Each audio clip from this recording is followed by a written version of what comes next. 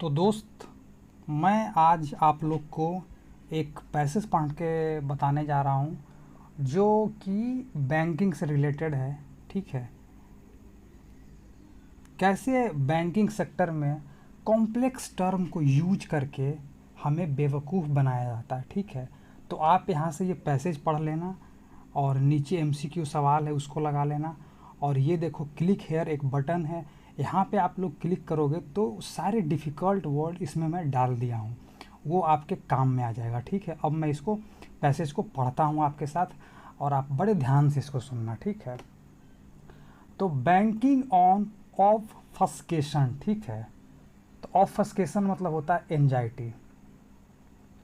A critic of financial jargon. A critic मतलब होता है एनालिसिस, तो फाइनेंशियल जार्गन का, फाइनेंशियल कॉम्प्लेक्स टर्म का एनालिसिस करने हम लोग जा रहे हैं। एक एनालिसिस है उसका। The lexicon of banking industry is labyrinthine tapestry. तो जो लेक्सिकोन है, जो वोकेबलरी है बैंकिंग इंडस्ट्री का, लेवरेथाइन टेपेस्ट्री मतलब होता है कॉम्प्लेक्स एंड डिटेल है, बहुत ही कॉम्प्लेक्स और डिटेल्ड है। वुवन विथ आर्केन टर्म मतलब डिफ़िकल्ट टर्म से बना हुआ है सारा वोकेबलरी बैंकिंग का, एंड कॉन्वोल्यूटेड फ्रेज, और बहुत ही डिफ़िकल्ट फ्रेज है इसके अंदर। इट इज़ लिंग्विस्टिक सिटाडेल, मतलब ये जो वोकेबलरी है एक लिंग्विस्टिक सिटाडेल है, मतलब एक हार्ड लैंग्वेज है। ठीक है, इम्प्रेग्नेबल टू द अनइनिशिएटेड, जो कि अनइनिशिएटेड मतलब न्यू कमर्स के लिए इम्पेनिट्रेबल है। इम्प्रेग्नेबल मतलब होता है impenetrable. Way transparency sacrificed at the ultra of opacity. तो चूंकि ये वोकेबलरी बहुत ही हार्ड है, तो ओपेक है, पता नहीं चल पाता है, तो इसी के ऊपर किसकी सेक्रिफिकेशन होती है? ट्रांसपेरेंसी की। ट्रांसपेरेंट चीज़ नहीं हो पाती क्योंकि बहुत डिफ़िकल्ट है टर्म सब उसका। This obfuscatory proclivity serve not only to bewilder the average depositor. This obfuscatory मतलब यह ओपेक प्रोक्लिविटी जो है, यह ओपेक टेंडेंसी जो है, झुकाव जो है, सर्व करता है not only to bewilder the average depositor, मतलब केवल डिपोजिटर को ही हैरान में नहीं डालता है, but also mask the intricates of financial transaction, मतलब फाइनेंशियल मतलब इंट्रिकेट फाइनेंशियल ट्रांजेक्शन को मास्क कर देता है, ढक देता है। ठीक है, ये सब बड़े बड़े टर्म के कारण फाइनेंशियल ट्रांजेक्शन का जो डिटेल्ड है उनको समझ नहीं आ पाता है। ऑफन टू डेट्रीमेंट मतलब होता है डैमेज या लॉस ऑफ द कंज्यूमर, इससे अक्सर कंज्यूमर का नुकसान ही होता है क्योंकि हमें कुछ पता ही नहीं चल रहा है क्या ट्रांजेक्शन किए हैं, उसमें बहुत ही कॉम्प्लिकेटेड टर्म भरा पड़ा है। While precision is language is undoubtedly essential, जबकि जो एक्यूरेसी है लैंग्वेज में बहुत ज़रूरी है। It is very necessary that we should maintain accuracy in language, in undoubtedly essential. और कोई भी स्पेशलाइज्ड फील्ड हो तो उसके लिए तो बहुत ज़रूरी है लैंग्वेज प्रिसाइज होना चाहिए। The banking sector seems to have take this principle to an extreme, but banking sector practicing this principle at extreme level. He is using extremely difficult vocabulary in his banking sector. Terms such as subprime, जैसे कि subprime, mortgage, collateral debt and credit default swap, ऐसे ऐसे term है इसमें। ठीक है, तो सब प्राइम मतलब होता है रिस्की लोन, वैसा लोन जो रिस्की हो, जिसका रिटर्न का चांस बहुत कम होता है। ठीक है, मॉर्टगेज मतलब गिरवी होता है, कोलेटरल डेप्ट and credit default swap. Credit default swap क्या होता है? ये एक इंश्योरेंस की तरह होता है जो डेट पे किया जाता है। कैसे हम लोग गाड़ी का इंश्योरेंस किया करते हैं, तो उसी तरह क्रेडिट डिफ़ॉल्ट स्वैप करते हैं। मान लो किसी आदमी को कुछ पैसा दे दिया तो हम लोग उसका इंश्योरेंस करवा लेते हैं, बैंक इंश्योरेंस करवा लेती है, ताकि जब वो नहीं रिटर्न करेगा तो जाकर दादा जो है मार के रिटर्न करवाएगा उससे। Have common place in financial discourse मतलब फाइनेंशियल डिस्कशन में ये सब टर्म का जो है कॉमन प्लेस है, आम की तरह यूज होता है, कोई बड़ी बात नहीं है, यूज होते रहता है। At their meaning remain elusive to most, फिर भी इसका जो मीनिंग है ज़्यादातर लोगों के लिए एल्यूसिव है, डिफ़िकल्ट टू अंडरस्टैंड है। Serving as a mock screen for complex and often risky financial instrument.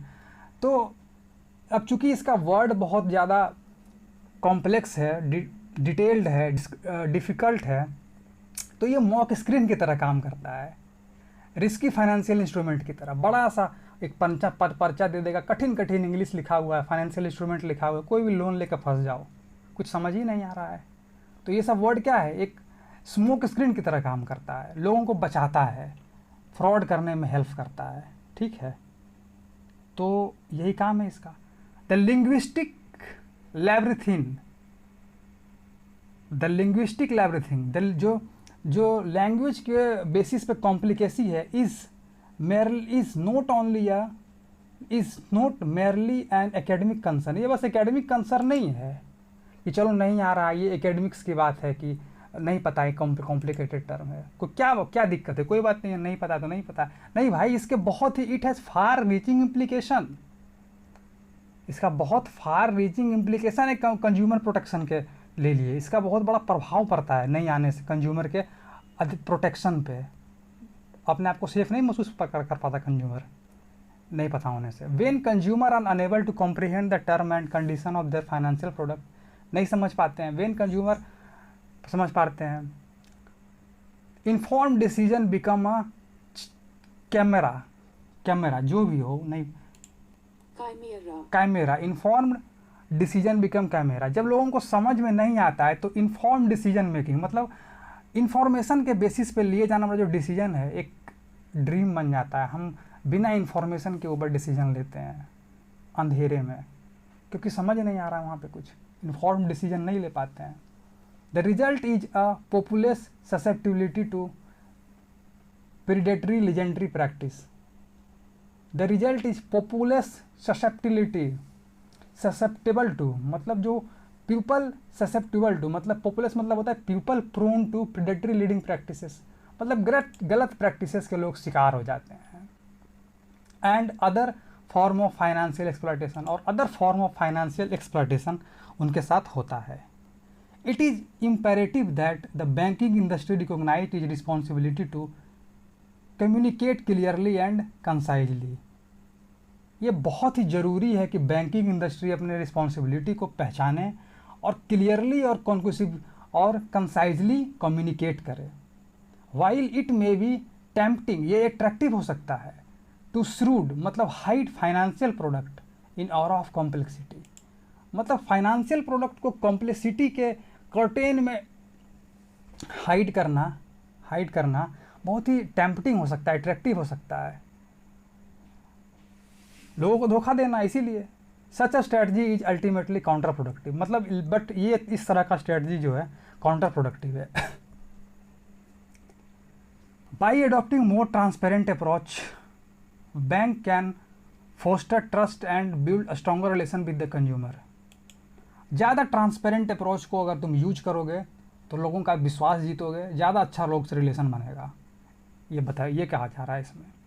More over मतलब इन एडिशन टू, और भी financial regulator must play a crucial role in ensuring that the language used by the banking industry is accessible to public। मतलब financial regulator को एक बहुत ही crucial role play करना चाहिए in ensuring the language use by the, मतलब financial regulator को ये सुनिश्चित करना चाहिए कि बहुत ही सिंपल लैंग्वेज यूज हो रहा है जो पब्लिक के लिए एक्सेसिबल है, लोग समझ सकते हैं उसको। Mandatory plain language guideline can help to demystify the world of finance, मतलब डीमिस्टिफाई करेगा, जो भी तक मिस्टिकल है उसको डीमिस्टिफाई करेगा, मिस्ट्री को ख़त्म करेगा प्लेन लैंग्वेज यूज करोगे तो। एंड एम्पावर कंज्यूमर, और कंज्यूमर भी एम्पावर्ड होगा उससे।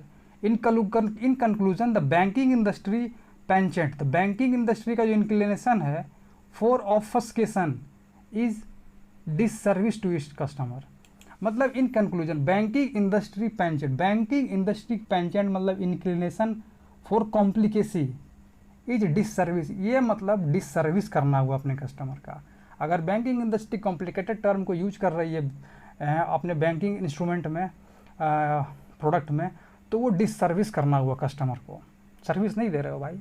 It is time to dismantle the linguistic barrier को डिसमेंटल किया जाए that have been erected between bank and public, जो लोग और पब्लिक के बीच में इरेक्ट हो गया है। By promoting financial literacy and adopting plain language principle we can create a more equitable and transparent financial system। बहुत ही ट्रांसपेरेंट फाइनेंशियल सिस्टम को हम लोग बना सकते हैं अगर हम लोग प्लेन लैंग्वेज को यूज करें तो। बाकी यार इसमें 3 क्वेश्चन है, आप लगा लो, और हार्ड वर्ड मीनिंग वहाँ पे दिया हुआ वो भी आप देख लो। और यार ये ऐसे ही हुआ ना कि हमारे देश में देखो कि जो जज है इतने इंग्लिश हार्ड इंग्लिश होता है कि बेचारा एक अनपढ़ आदमी ग्रामीण को पता भी नहीं चलता है कि क्या सज़ा मिला, क्या कहा गया, 2 लोगों ने क्या बातचीत किया और हमारे ऊपर क्या फैसला सुना दिया, वो समझ भी नहीं आता। तो ये मुझे बहुत बड़ा दिक्कत लगता है, ये सही होना चाहिए देश के अंदर। ठीक है, thank you and thank you again. ठीक है।